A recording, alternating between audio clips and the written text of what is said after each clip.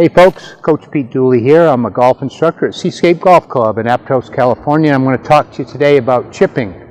So chipping, I think, is a very important part of the game, especially around the greens for saving par. And I see a lot of my students and amateurs, when I play golf with them, struggling with the technique of chipping. So I'm going to give you a real simple formula today on how to remember it and how to make it a no-brainer for you to get up and in.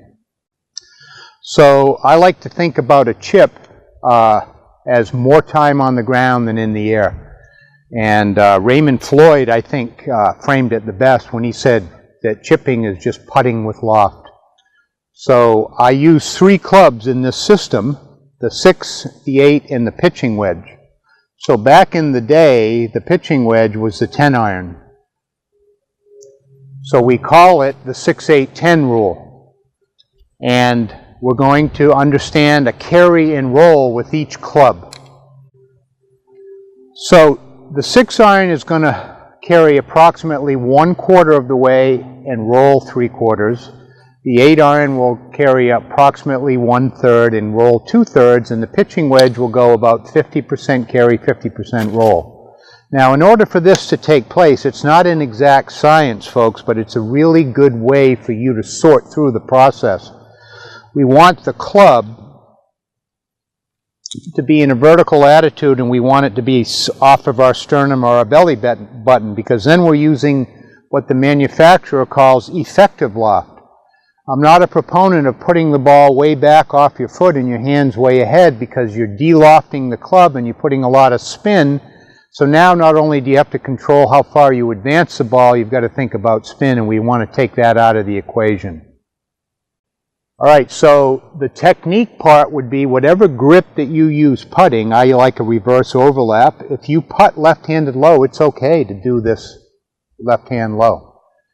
If you have a split putting grip, it's okay. Whatever you do putting, you're going to do with what I call the putt chip. So the technique part of it is, we're going to use the effective loft, and the club is more centered, and just get into your putting width. And we want the club in more of a vertical attitude, so from down the line we get the hosel off the ground, get our eyes over the ball. And this is going to give us the effective loft in a very simple stroke of literally just putting. So we're going to putt with loft. Okay, so the hierarchy of when to chip would be, obviously if you can putt, you do first. If you can't putt, we chip. If we can't chip, we pitch. And if as a last resort you can't pitch, you're going to have to hit a lob shot. So we've just aerated here, and this would not be favorable to putt. So the way I determine the club selection is we always go 2 paces or so on the green. And this creates an approximate ratio of ball to landing area and landing area to hole. So from the ball to the landing area is about 12 big paces. This is about 1/4 carry, 3/4 roll, so I would use my 6 iron.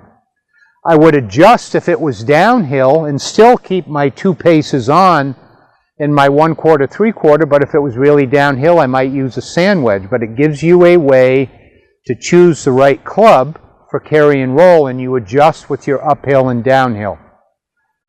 Okay, so we've decided the club is 6 iron, about 2 paces on, 1/4 carry, 3/4 roll.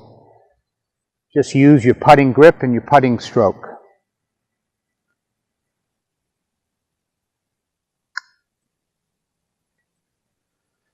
Okay, a little left, but pretty good speed.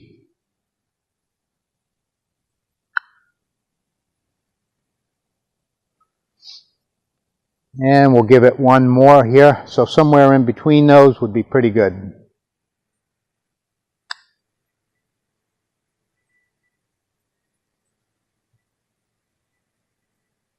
Okay, we're pretty happy with those. Whenever you can putt, otherwise just use your 6-8-10 rule and simply putt with loft. Thanks for watching. Coach Pete Dooley, Fairways and Greens.